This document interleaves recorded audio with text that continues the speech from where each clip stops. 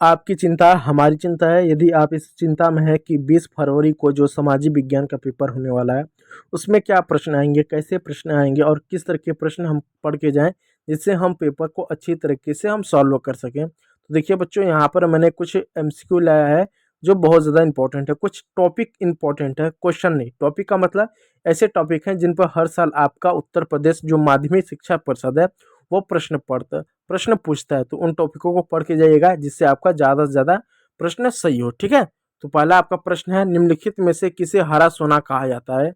Option A प्राकृतिक वनस्पति को, ऑप्शन बी घास के मैदान को, ऑप्शन सी हरे पेड़ पौधों को, ऑप्शन डी सघन झाड़ियों को। तो जो प्राकृतिक वनस्पति होता है उसको हरा सोना कहा जाता है।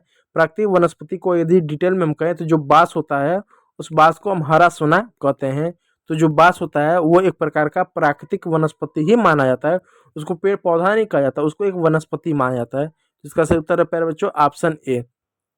चलिए, वायुमंडल का कितना प्रतिशत भाग समुद्र जल के रूप में उपलब्ध है? जल मंडल है, ठीक है। जैसे जानते हैं बच्चों, आपका स्थल मंडल है, जल मंडल है और वायुमंडल है, ठीक है। तो जो जल मंडल है, जिसमें जल ही जल होता है, तो जल मंडल का कितना प्रतिशत भाग समुद्र जल के रूप में है? आपका ऑप्शन है 95%, ऑप्शन बी 96%, ऑप्शन सी 97.5% और ऑप्शन डी 98%। तो इसका सही उत्तर है बच्चों ऑप्शन सी, यानी 97.5% लगभग जो है समुद्र के रूप में आपको मिलेगा, यानी 57% जो जल है वो समुद्र के रूप में आपको देखने को मिलेगा। बचा जो 3% है नदी, तालाब, झील, भूमिगत के रूप में आपको देखने को मिलेगा। चलिए, लौ अयस्क किस प्रकार का संसाधन है?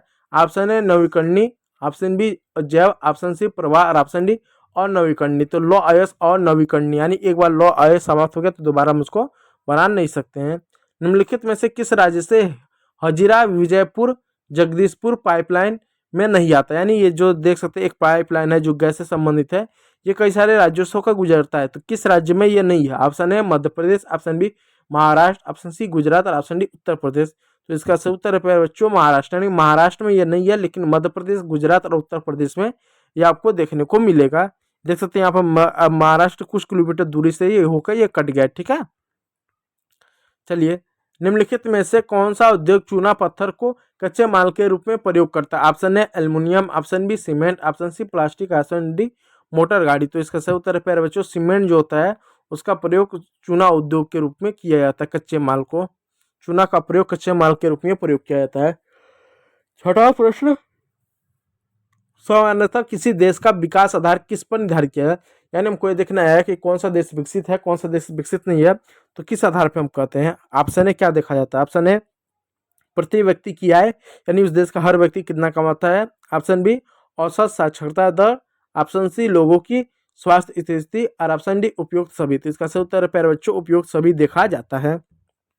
चलिए, सातवां प्रश्न, सार्वजनिक और निजी निजी क्षेत्र किस आधार पर विभाजित है? ऑप्शन ए उत्पादन की प्रकृति से, ऑप्शन बी आर्थिक गतिविधियों का स्वरूप से और ऑप्शन डी उद्यमों का स्वामित्व से और ऑप्शन सी था उद्यमों का स्वामित्व से और ऑप्शन डी उद्योग में नियोजित श्रमिकों की संख्या से। तो इसका सही उत्तर प्यारे बच्चों उद्यमों का जो स्वामित्व होता है यह तय करता है कि वो जो क्षेत्र है वो प्राइवेट सेक्टर है या पब्लिक सेक्टर है। प्राइवेट सेक्टर रहेगा तो सरकार उसका नियंत्रण करेगी, और पब्लिक रहेगा किसी एक व्यक्ति या कंपनी द्वारा उसको क्या किया जाता है, उसका मालिकाना हक होता है, उसको चलाया जाता है। सेवाओं को किस क्रियाकलाप के क्षेत्र के अंतर्गत रखा जाता है? ऑप्शन ए प्राथमिक, ऑप्शन बी द्वितीय, ऑप्शन सी तृतीयक और ऑप्शन डी सूचना प्रौद्योगिकी। यानी जो सेवा होते हैं उनको किस क्रियाकलाप के क्षेत्र के अंतर्गत रखा जाता है? तो तीसरा, यानी जो थर्ड सेक्टर होता है उसको जिसको हम सर्विस सेक्टर कहते हैं, सर्विस सेक्टर यानी तृतीय सेक्टर में ही क्षेत्र में क्या होता है सेवा आता है। चलिए, ये वाला प्रश्न बच्चों बहुत ज़्यादा इंपॉर्टेंट है, अक्सर ये प्रश्न आपसे पूछा जाता है, ठीक है, इसको पढ़ लीजिएगा।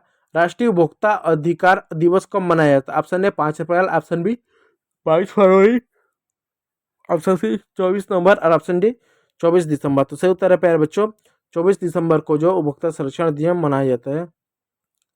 उपभोक्ता सुरक्षा अधिनियम कब मनाया जाता है?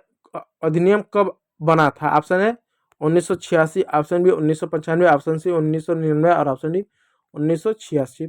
तो इसका सही उत्तर है प्यारे बच्चों 1986 में जो है उपभोक्ता संरक्षण अधिनियम बना था। तो ये रहा 10 प्रश्न जो पढ़ लीजिएगा। 10 प्रश्न और भी हैं, इसको हम पार्ट 2 में कंप्लीट करवाएंगे। तो वीडियो अगर अच्छा लगा तो एक लाइक कर दीजिएगा, चैनल पर नया तो सब्सक्राइब जरूर कर लीजिएगा। वीडियो को देखने के लिए बहुत बहुत धन्यवाद।